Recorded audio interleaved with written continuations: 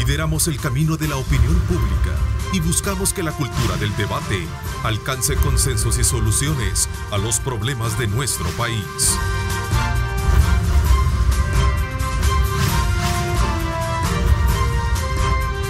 Diálogo con Ernesto López. ¿Qué tal? ¿Cómo están? Gracias por estar pendientes de nuestra señal. Como siempre, agradecemos a Dios Todopoderoso por darnos ese privilegio de poder ingresar hasta la intimidad de sus hogares. Gracias por sintonizarnos en este martes, segundo día del mes de abril de 2019. Esta mañana me acompaña el ex candidato presidencial del FMLN y ex canciller de la República, Hugo Martínez, con quien hablaremos temas importantes de país. Hugo, bienvenido. ¿Qué tal? Muy buenos días, Ernesto.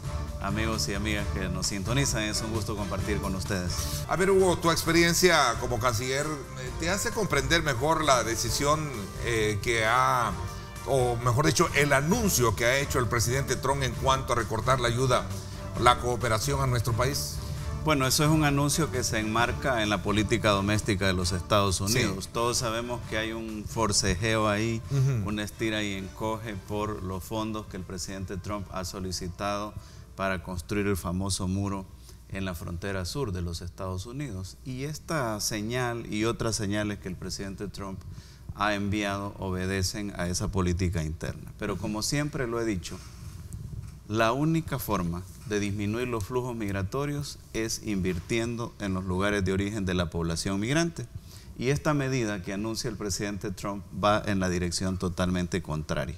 Y yo imagino que sus asesores y los tanques de pensamiento en los Estados Unidos le deben estar diciendo que si no se invierte en los lugares de origen de la población migrante, no hay muro que valga para detener los procesos migratorios que se dan, por cierto, en diferentes partes del mundo. Aquí se dice, bueno, han salido unas caravanas, etcétera. Sí, pero eso acumula la mayor parte de la gente que está saliendo. Pero si tú le pides los datos al Departamento de Homeland Security de Estados Unidos, te va a decir que las llegadas a la frontera sur de los Estados Unidos por parte de El Salvador han disminuido.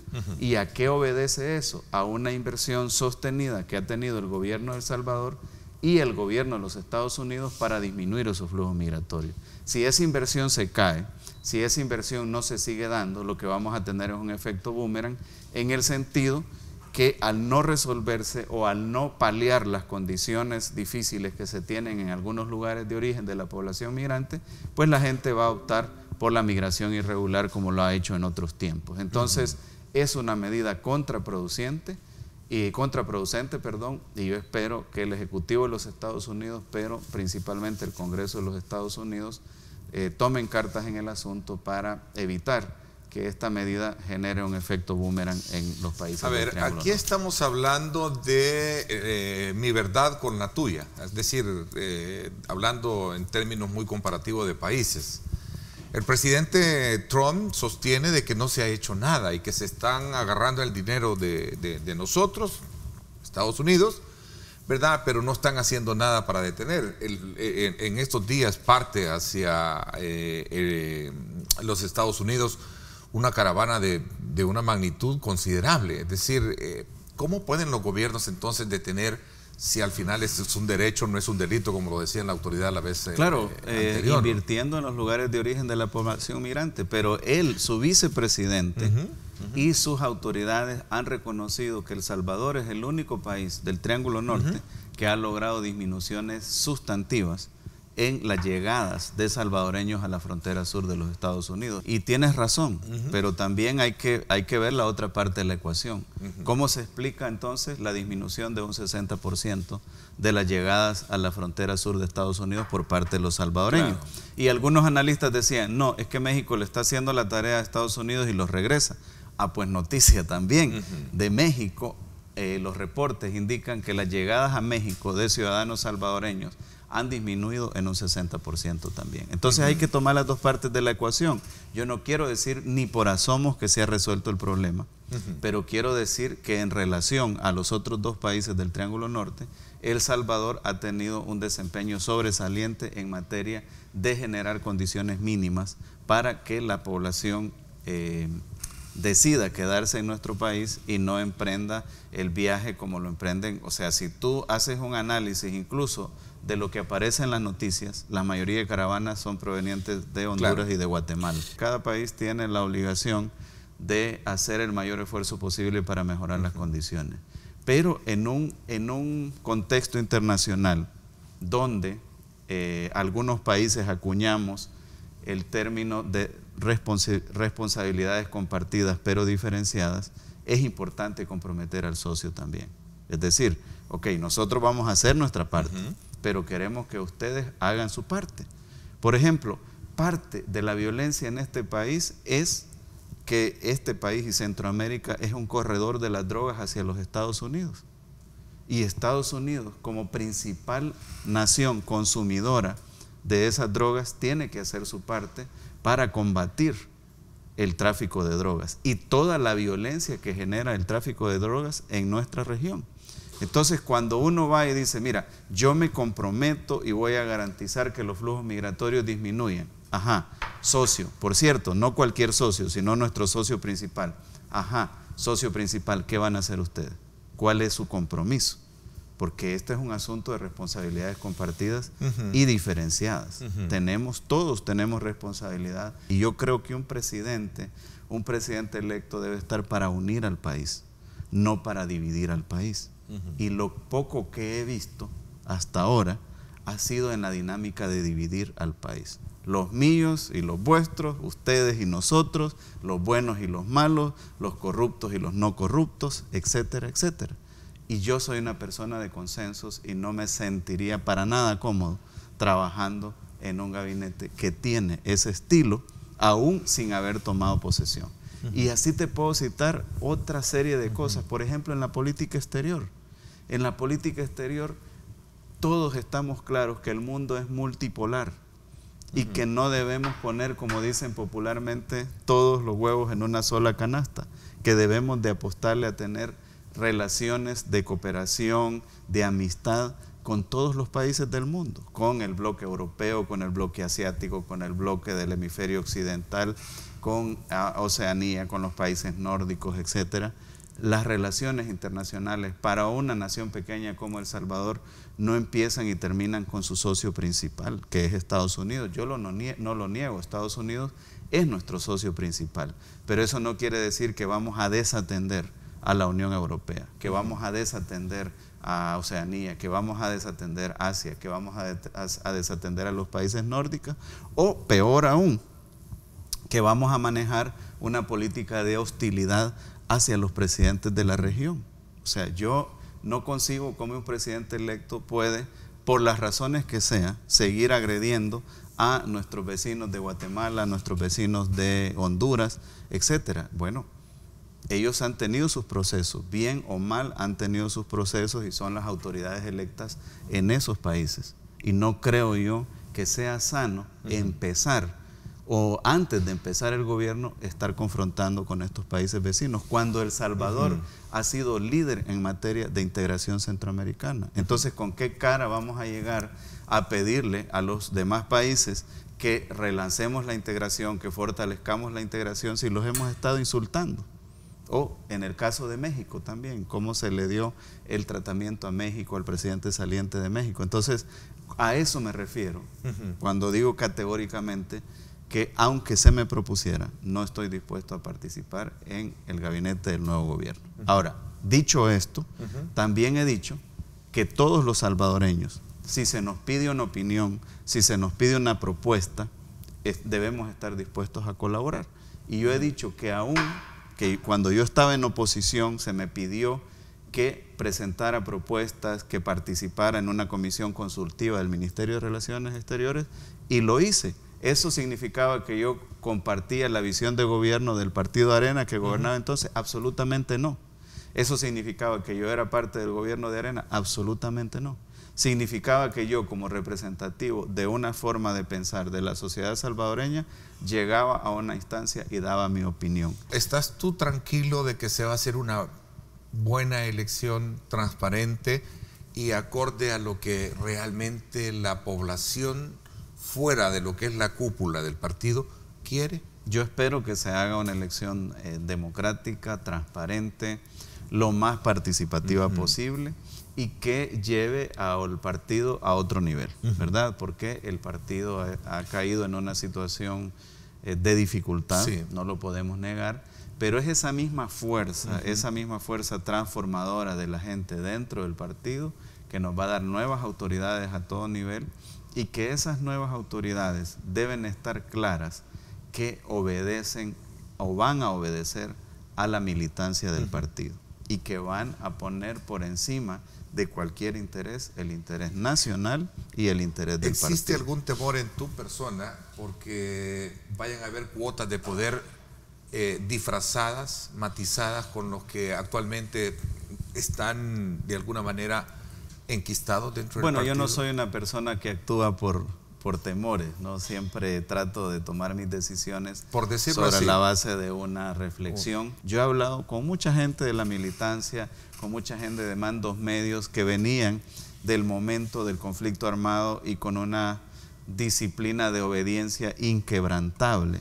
Y ellos han dicho, mira, la disciplina se ha transformado en una lealtad al partido, pero no en una obediencia a ciegas a una persona que se está arrogando el derecho de decidir por todo el partido.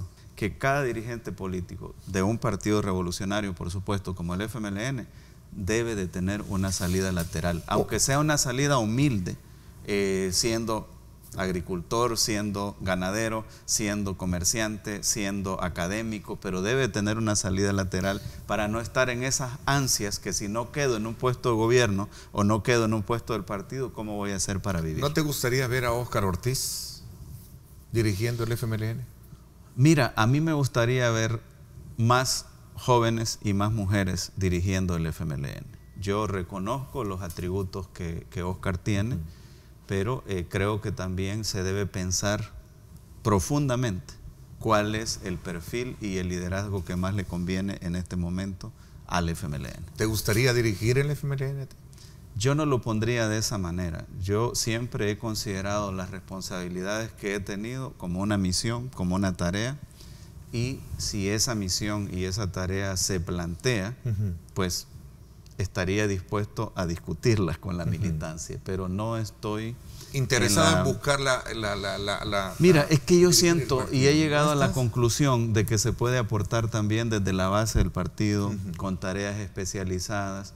Y si yo estoy diciendo que nuestros miembros de dirección tienen que demostrar que pueden vivir de otra cosa que no sea estar en la dirección del partido o estar en un puesto público, también yo tengo que demostrarlo. Y yo lo estoy demostrando. Yo no quiero al frente del FMLN un dirigente o una dirigente. Yo quiero al frente del FMLN un líder o una líder. ¿Y los tiene a tu criterio? Claro, el FMLN, mira, cuando yo recorrí el país en la campaña interna o cuando lo recorrí en las campañas anteriores y durante mi desempeño como canciller, yo siempre me encuentro con gente extraordinaria. En los pueblos, hasta los pueblos más lejanos como mi pueblo, me encuentro de repente hablando en inglés con un chico que ha estudiado una carrera o que está estudiando una maestría, ¿y gente así es la que merece estar a tu criterio dentro del Para partido? mí hay 4 características fundamentales. 1, capacidad. 2, compromiso, ¿verdad? Porque no puede ser una persona que sea muy capaz, pero si no tiene compromiso con la historia del partido, con los valores, con los principios del partido, pues no tiene una integralidad. Tercer característica, debe ser una persona trabajadora que tenga un espíritu de trabajo, ¿verdad? Y 4ª característica, debe estar pegado a la base del el actual comportamiento que está teniendo tu partido en la fracción legislativa y que acompaña y se hace acompañar de algunas medidas en consecuencia con Arena. El presidente electo Nayib Bukele dice Arena y el FMLN en el 2021 se reducirán al mínimo. ¿Sí? El presidente electo está ensayando un estilo de trabajo que no ayuda a la democracia. Tú no te puedes pasar la vida echándole la culpa de todo a los demás. Ya es tiempo que el presidente electo vaya asumiendo sus responsabilidades. Y ya es tiempo que el presidente electo vaya asumiendo también que debe de dialogar con los diferentes sectores del país. Ya si la población decide en el 2021 que las bancadas de los partidos que están actualmente en la Asamblea bajan su número de diputados, desaparecen o crecen su número de diputados, esa va a ser una decisión de la población. Pero él no se puede pasar su periodo de gobierno culpando a los demás por las cosas que no le salen bien. Imagínate, no tenemos, ni siquiera tenemos comisión de transición nombrada. Cuando el canciller le mandó una nota al presidente electo hace casi 2 meses ya diciéndole, mire, aquí está nuestra comisión de traspaso de mando, ya estamos listos con la comisión de transición, y el presidente electo no ha nombrado oficialmente a nadie. Entonces, no puede estar toda la vida echándole la culpa a los demás de las cosas que él no está haciendo. En nuestra segunda parte del programa nos acompañan el ingeniero Mauricio Vilanova, alcalde de San José Guayabal, departamento de Cuscatlán. Gracias por acompañarnos, Mauricio. A mí, para mí las gracias, Neto, de la invitación y a la orden por cualquier pregunta. Me acompaña también la alcaldesa del municipio de Cojutepeque, Cuscatlán, la licenciada Mercedes de Perdomo. Gracias por acompañarnos. Gracias por la invitación. Las peticiones llegan a los alcaldes, llegan a las municipalidades. Decirle que nosotros tenemos peticiones de las escuelas, de los centros educativos, de seguridad. También nosotros tenemos, quiero traer un ejemplo. Desde el 2017 nosotros tenemos una petición prácticamente de centros educativos. Estas peticiones vienen de escuelas. Nosotros como municipalidad queremos llegar más allá, queremos darles a estos centros educativos porque es a los niños a quien les estamos ayudando. Sustituyendo o asumiendo un rol que no le compete a ustedes directamente, que sí les compete a ustedes directamente, sí, pero es responsabilidad de educación del Ministerio de... Exacto. Entonces, pero las peticiones llegan a nosotros los alcaldes. Por ejemplo, yo tengo una petición de un centro escolar de un cantón Caserillo El Llano. Al hacer prácticamente el costo, irles a hacer el presupuesto, nos sale un costo de 15,913. Eso nos resta a nosotros para hacer prácticamente lo que le compete a la municipalidad. No, el 25% va para gastos de funcionamiento. De funcionamiento. Sí, el 75% es para ya los proyectos. Ese es un tema bien discutible porque otros lo han invertido, ¿no? Y ahí está la polémica y el cuestionamiento y la crítica, ¿no? Sí. A ver, Mauricio. Bueno, yo ese mismo énfasis, Yo a la pregunta, Neto, decirle, obviamente, mal hicieran decir que no se alegra un alcalde de su consejo municipal al manejar recursos. Si era conveniente o no, creo que no era conveniente. Esa es la opinión. Y quizás lo más importante es que no es la opinión personal. Nosotros ayer tuvimos reunión de consejo previa, obviamente sabíamos la invitación a este programa y la decisión del consejo unánime fue facultarme a hablar en nombre del consejo municipal. En el sentido que obviamente si nos vamos a lo histórico, desde el 2004 no hay aumento del FODES, ¿verdad? Se nos han metido atribuciones que, como dice la alcaldesa, le competen a distintas carteras del Estado, tanto a la prevención, los que no tenemos la oportunidad de estar en los 50 municipios del PES, hacemos prevención para que no llegue la violencia a ser tan dura como en otros municipios. Y hacemos un montón de cuestiones que le competen al gobierno central. Pero creo que hoy teníamos la oportunidad de tener un segundo presidente que a su vez ha sido 2 veces alcalde, ¿verdad?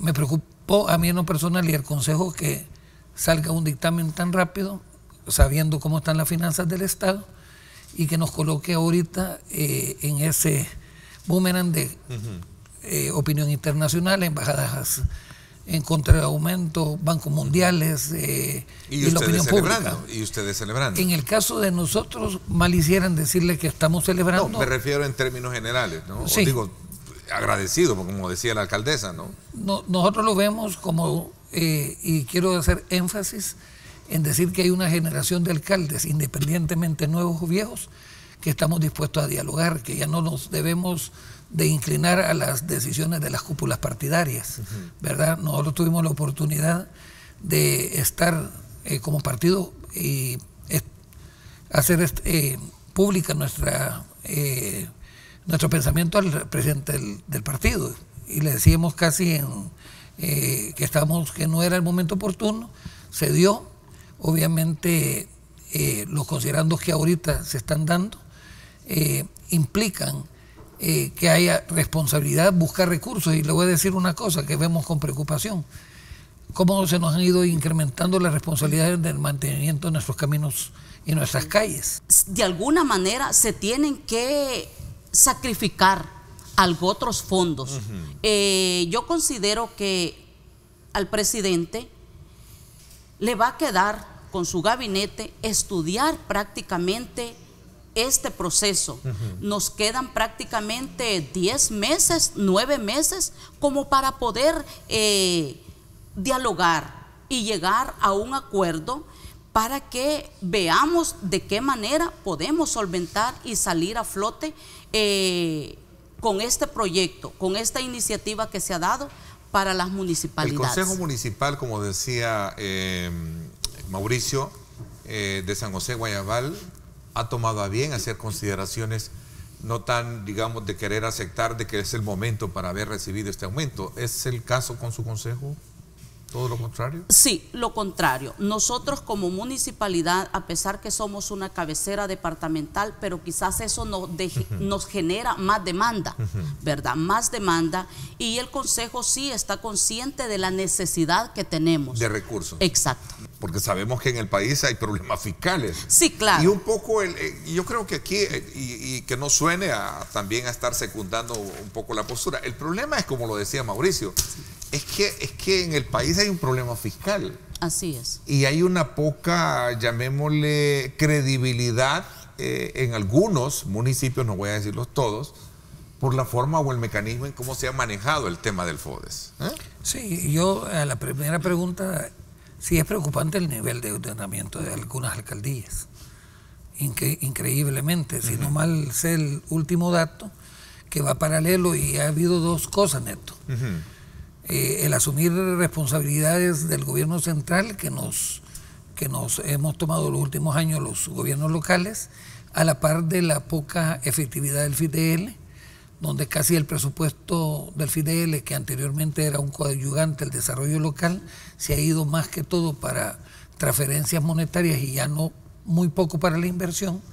Y lo digo con doble potestad, porque además de alcalde tengo bastantes años de ser director del FIDL. La experiencia, y por eso decimos que la posición del gobierno del Consejo Municipal de Guayabal no es estar en contra del aumento. Estamos a favor incluso que hubiera un aumento, pero transferir ya responsabilidades en temas como salud, seguridad, educación.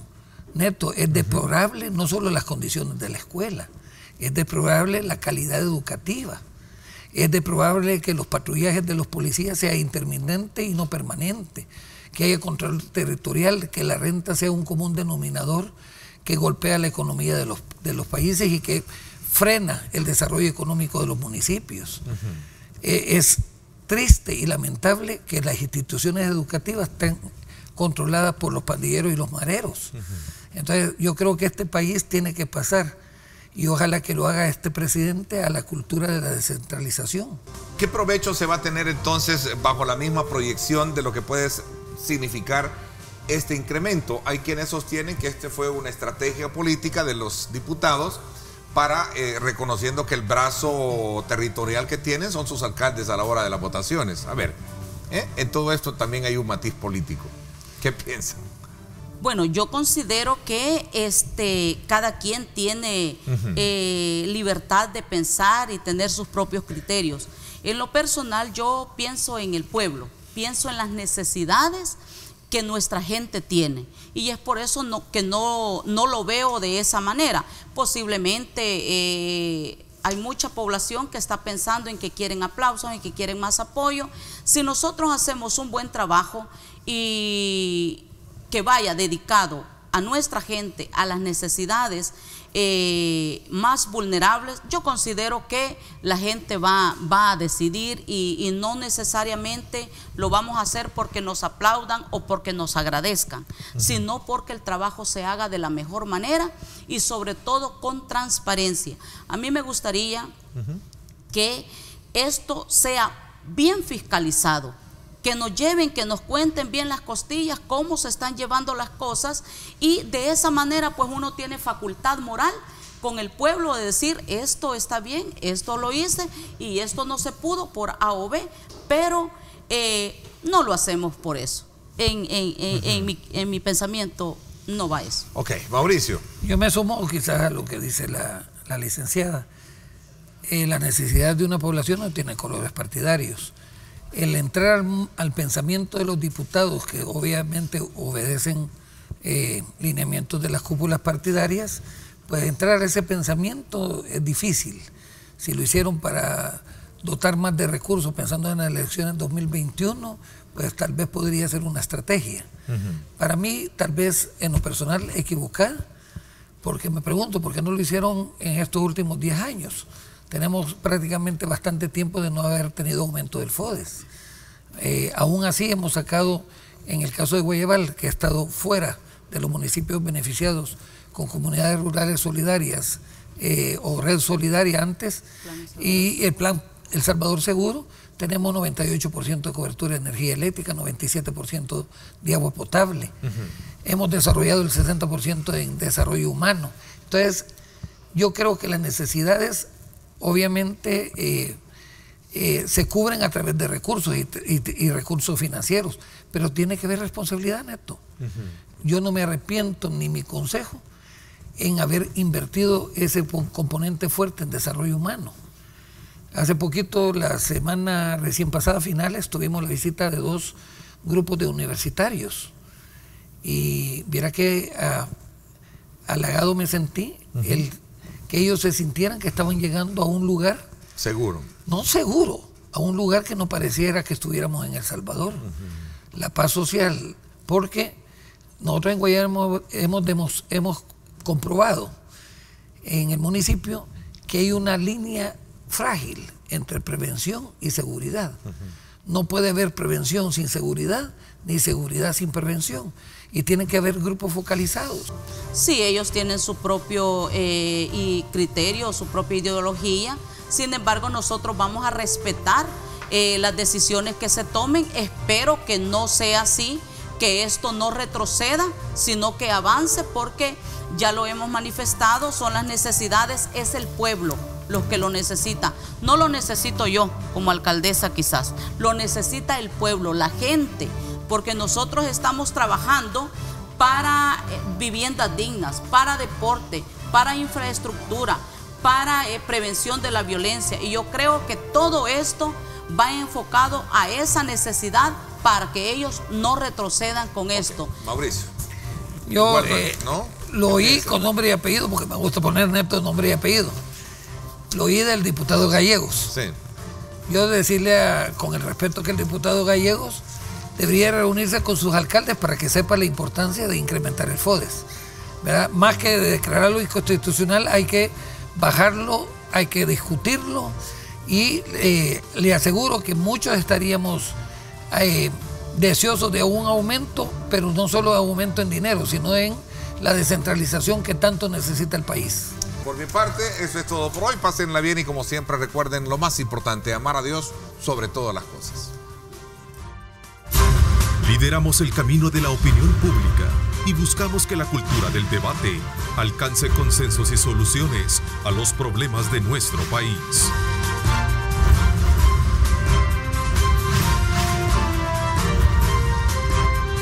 Diálogo con Ernesto López.